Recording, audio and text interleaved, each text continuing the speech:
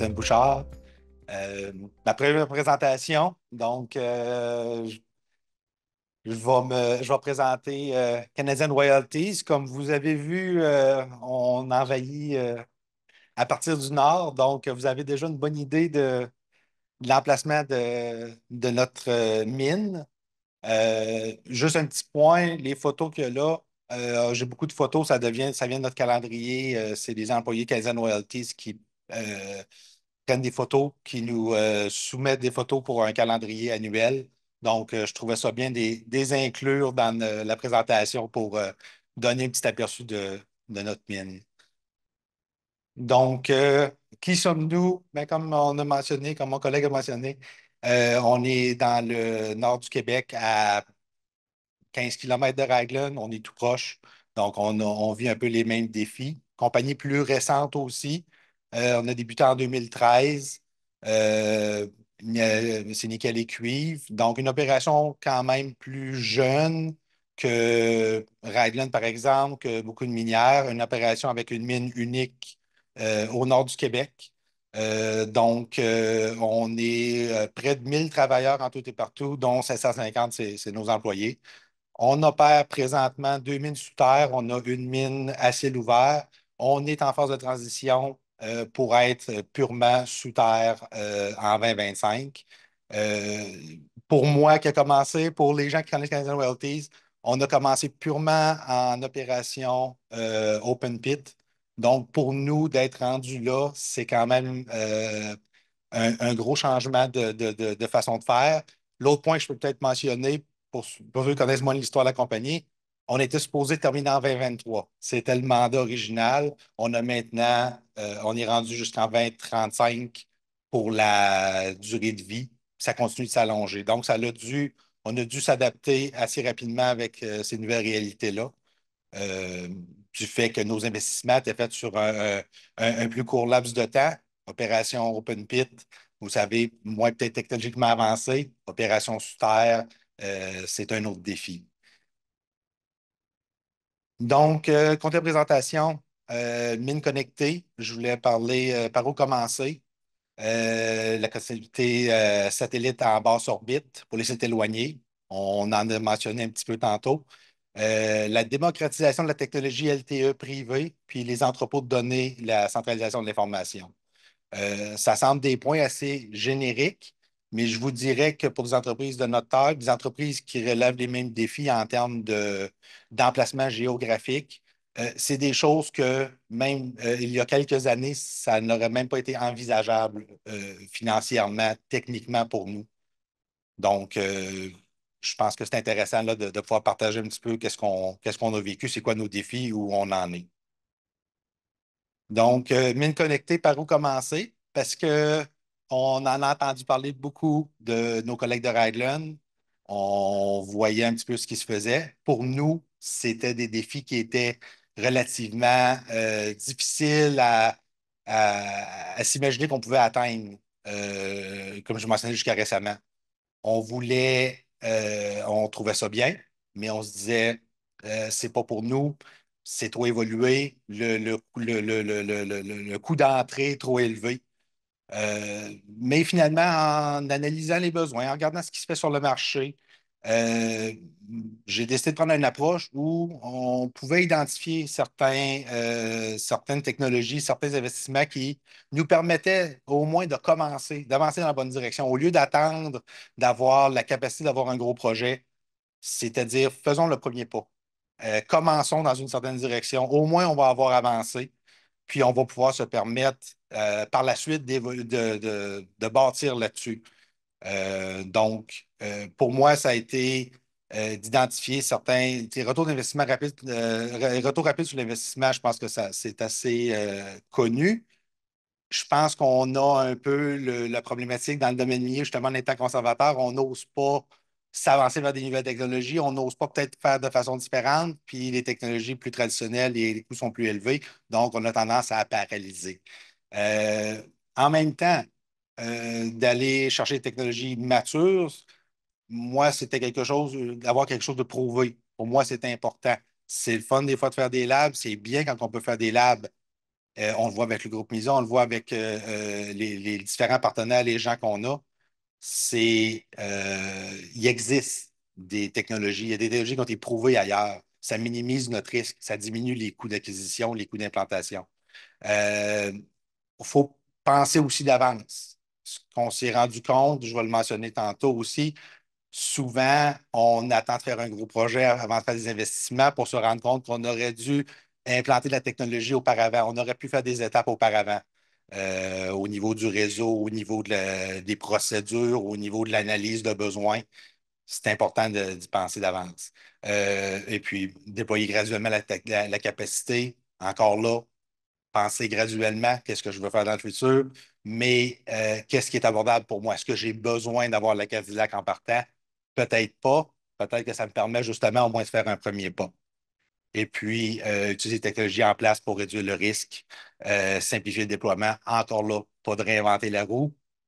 Allons chercher l'expertise, le knowledge qui a été apporté par les autres compagnies dans leurs études, dans leurs efforts. Donc, nous, de notre côté, dans les projets en cours qu'on a, la surveillance des équipements mobiles, je vais vous parler de choses que vous avez probablement entendu parler ailleurs, qu'on a vues à grande échelle, mais que pour nous, jusqu'à récemment, ça avait été mis de côté. La collecte de données, la maintenance proactive, prédictive, on l'a fait avec,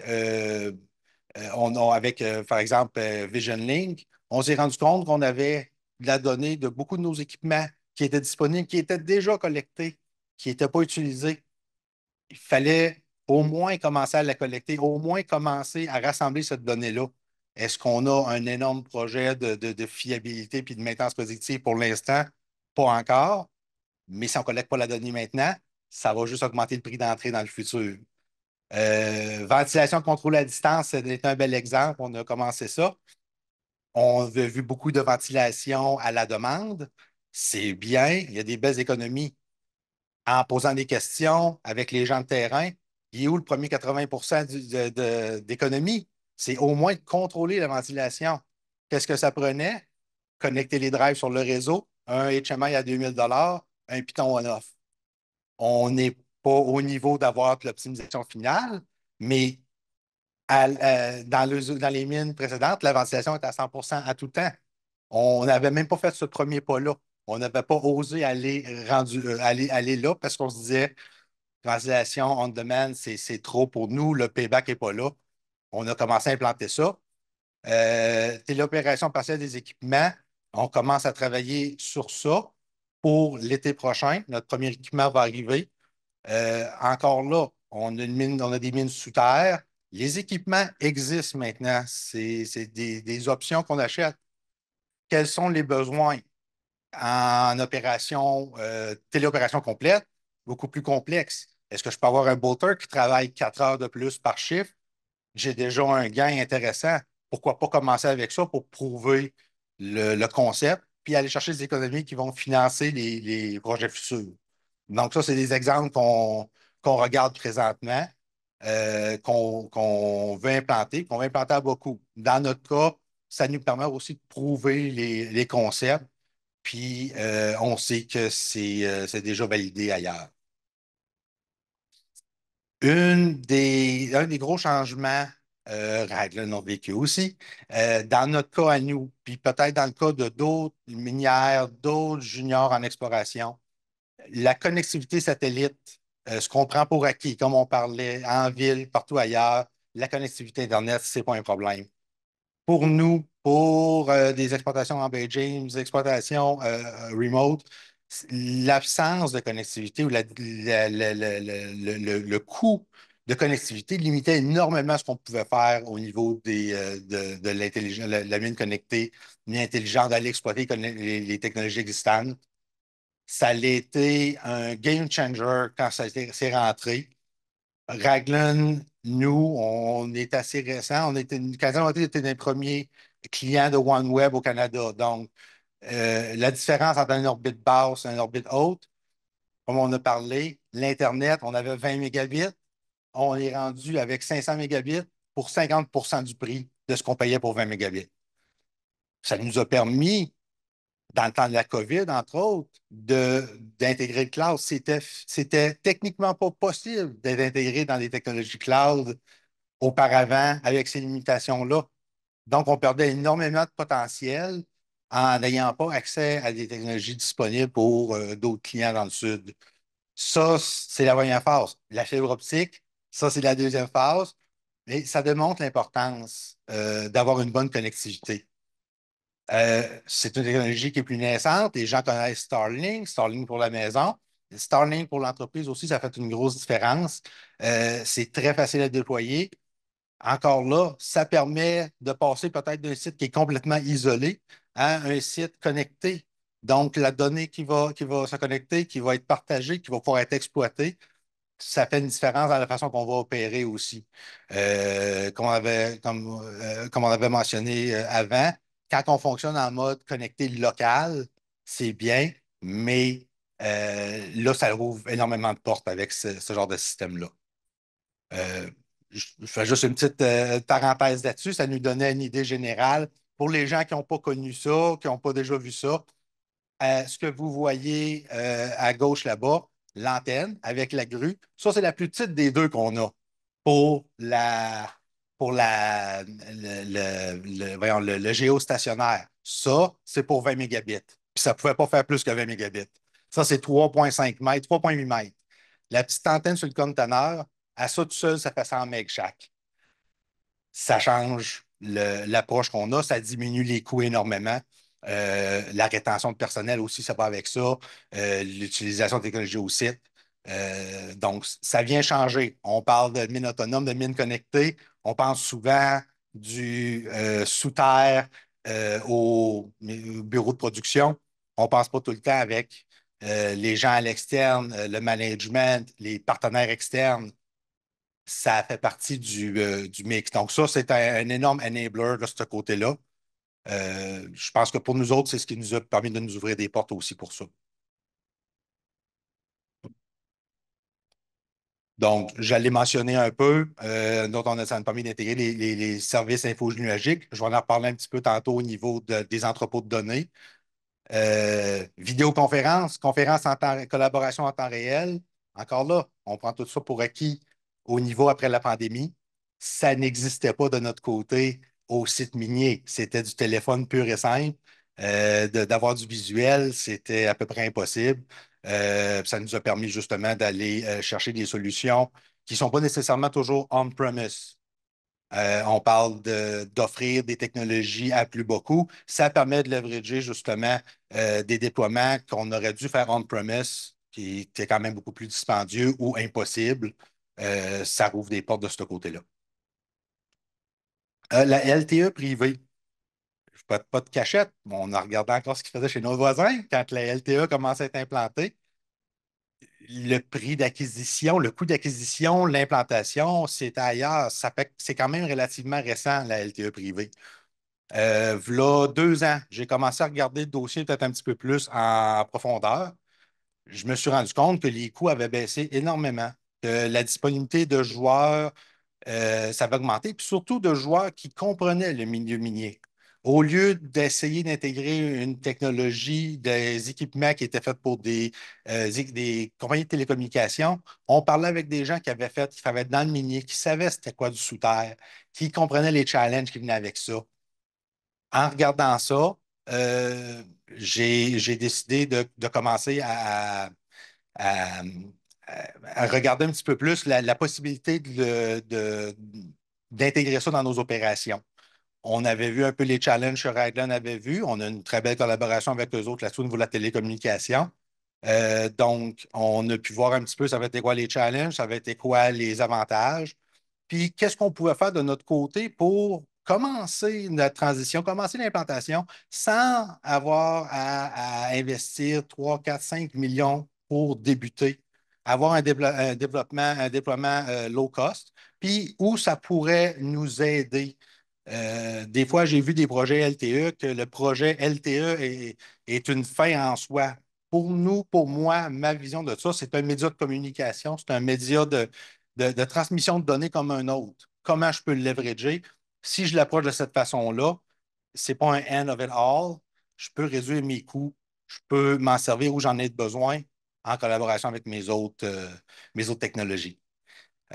Donc, on en a parlé, on mentionnait au niveau du IoT, des devices. Moi, c'est quelque chose qui m'avait vraiment intéressé. C'est certain que dans notre secteur, c'est peut-être un peu différent que dans le Sud, on n'a pas de couverture cellulaire. On doit la fournir nous-mêmes si on en veut. LTE privé prend peut-être une autre dimension. Mais la disponibilité d'équipements IoT, la facilité de les connecter sur du LTE, ça devient un game changer versus ce qu'on doit faire présentement, puis déployer des réseaux dédiés, que ce soit Wi-Fi du 900 MHz, à grand coût. Pour nous, ça peut être un cost saving de ce côté-là. Puis c'est de la donnée que présentement, on ne peut pas aller chercher tout court parce qu'on n'a pas de connectivité sur le terrain.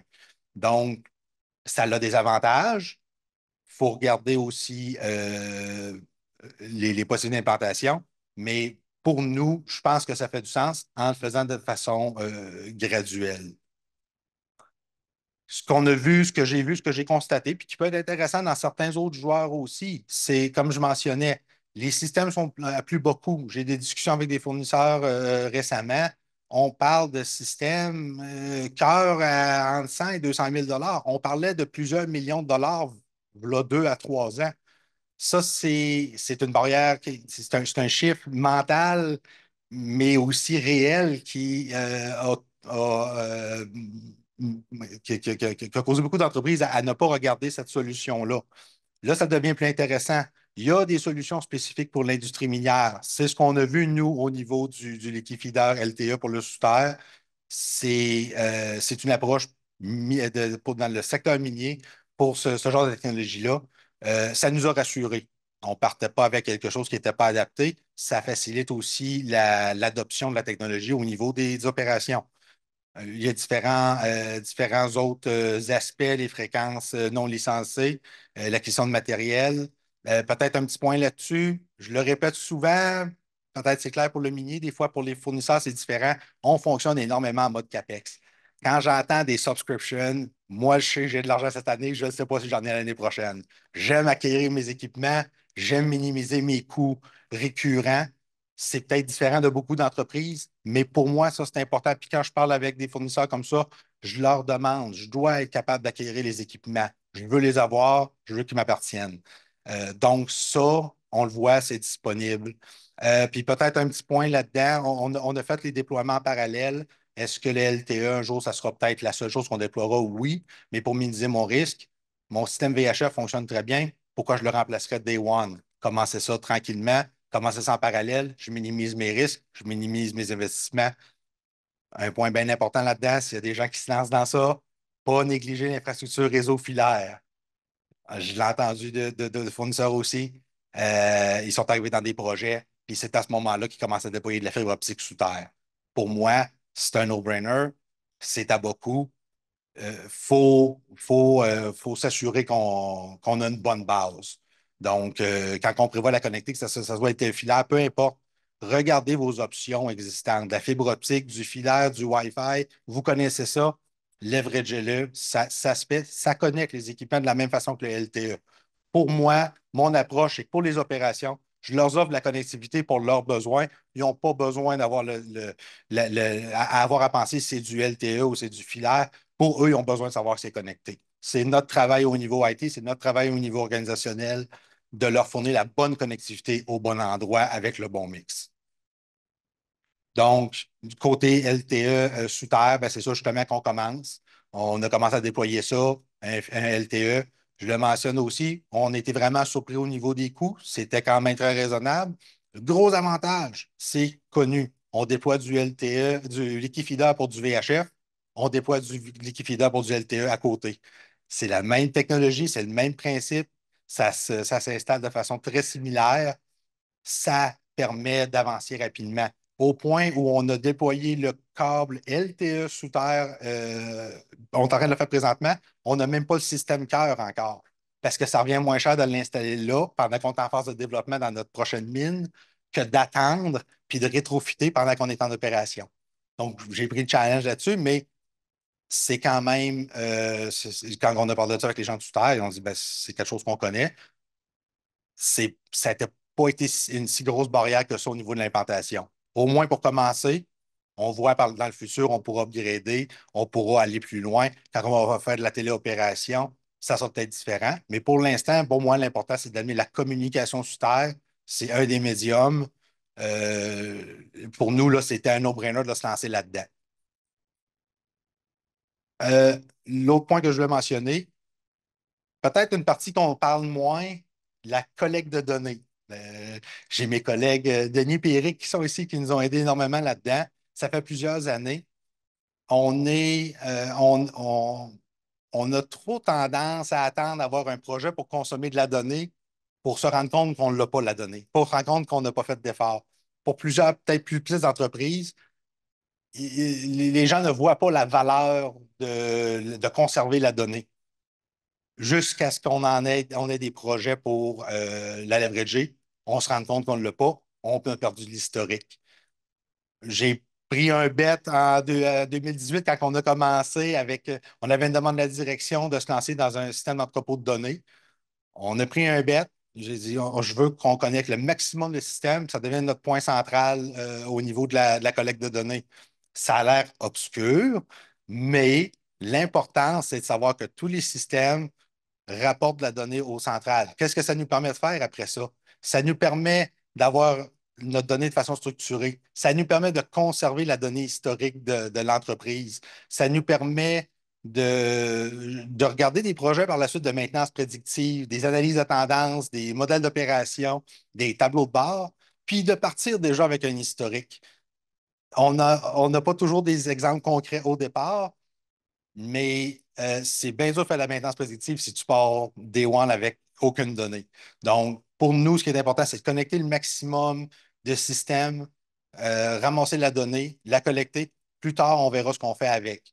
Un des points que je mentionnais, c'est moins coûteux d'archiver de la donnée que de la recréer. Des fois, les petites entreprises, on a tendance à vouloir réduire nos budgets au maximum. On va garder seulement le minimum. On garde ce que les opérations, j'ai besoin d'un an, laisse faire le reste. J'aime mieux payer pour le storer. Quand on parle de connectivité Internet, mais ça nous permet de leverager des systèmes moins coûteux dans le cloud pour stocker de la donnée sur le long terme, qu'on n'a peut-être pas les moyens de faire à l'interne, qu'on n'a peut-être pas les équipements. Mais faut s'ouvrir un petit peu, justement. En tant que minière, des fois, il faut regarder un petit peu ce qui se fait ailleurs. Le cloud, ça peut être une bonne approche pour ça. Mais la donnée, pour moi, c'est très important. Toutes les senseurs IoT, toutes les données des véhicules, tout d'un coup, ça va avoir énormément de valeur d'être capable d'aller retourner dans cette donnée-là, puis commencer à bâtir des modèles. C'est ce qu'on s'est lancé là-dedans. Ça a été un des gros projets. Je parle de regrouper la donnée. On a commencé à faire des dashboards quand même assez récemment, mais l'avantage, c'est qu'à toutes les fois, on partait et on disait, ben oui, on a notre source de données. On ne part pas de zéro. On a eu des fournisseurs externes aussi, avec des providers avec qui on a travaillé, qui ont dit, ah, ben là, il va falloir commencer à connecter vos sources de données. On dit, non, non, tout est déjà là. Ah, ben on vient de se sauver plusieurs mois dans le projet. Toutes ces économies de temps-là, ces économies substantielles aussi en termes d'argent, l'investissement initial pour nous se repaye à chaque fois parce qu'on a pensé un petit peu plus à l'avance, on est allé collecter la donnée puis on l'a regroupée. Maintenant, ça nous offre des facilités d'intégrer les systèmes. Peut-être un autre point aussi pour justement les plus petites entreprises. On n'a pas toutes des SAP, on n'a pas tous des gros systèmes intégrés. On va avoir des plus petits systèmes. Moi, ce que j'ai découvert avec ça, c'est que ça nous permet d'intégrer différents systèmes via ces échanges de données-là, ces plateformes de partage de données-là. Ça nous permet d'aller dans des logiciels qui n'ont peut-être pas l'ensemble des fonctionnalités, mais qui sont au dixième du coût. D'avoir des logiciels qui fonctionnent pour nous, pas être obligé de les remplacer, mais de faire l'intégration en arrière. Encore une fois, pour que les opérations aient accès à la donnée qu'ils ont besoin, qu'ils aient les résultats qu'ils ont besoin, sans avoir à se casser avec la technologie qui se présente. Ils aiment leur logiciel, ils aiment leur plateforme. Maintenant, je fais l'intégration de données en arrière. La collecte de données de véhicules, si je peux passer par un Vision Link pour me la donner et pas avoir à implanter mon propre système, ça fait une économie substantielle pour obtenir le même résultat. Donc, pour nous, ça, c'était important de, de pousser cette approche-là. parce qu'il n'y a rien de pire que de connecter une mine et de ne pas conserver la donnée, de voir seulement la donnée live. Pour moi, ça, c'est à la base. Si on n'est pas prêt à accueillir cette donnée-là, l'avantage ne sera pas là d'aller connecter tous ces sensors-là, tous ces équipements-là. Il faut être prêt à l'accueillir la donnée, c'est à la base. C'est comme la communication réseau de base filaire. Si le solage n'est pas prêt, on peut bâtir le château qu'on veut, il ne tiendra pas longtemps. Ça va de la même chose pour moi avec la collecte de la donnée. Donc, un petit exemple, c'est ce qu'on a créé. Aussi, un petit point, c'est qu'on s'est rendu compte aussi qu'il y a beaucoup d'applications au niveau de la collecte, au niveau du partage de données, d'aller acquérir un logiciel, plusieurs centaines de milliers de dollars, des années d'implantation. Des fois, on est mieux de faire quelque chose de homemade, de custom made ou avec un provider, un fournisseur, aller chercher, connecter nos plateformes existantes, pas réinventer la roue. C'est quoi mon résultat que j'ai besoin? C'est une source de données. Ben, c'est ce qu'on a fait avec la base de données de production qu'on est en train de livrer présentement, qui nous a permis de rassembler nos différents systèmes sans changer la façon de faire, mais arriver avec une source de données centralisée qui aurait quand même été des investissements substantiels d'aller chercher une solution toute faite à l'externe. Encore là, pour nous, l'important, c'est que la donnée soit rassemblée, qu'elle soit disponible de façon centralisée. C'était ça le but. Hein, on peut travailler en arrière pour arriver au même résultat. Donc, je vous remercie beaucoup pour votre temps. C'est bien content d'avoir présenté ça. S'il y a des questions, là, ça me fait plaisir de répondre.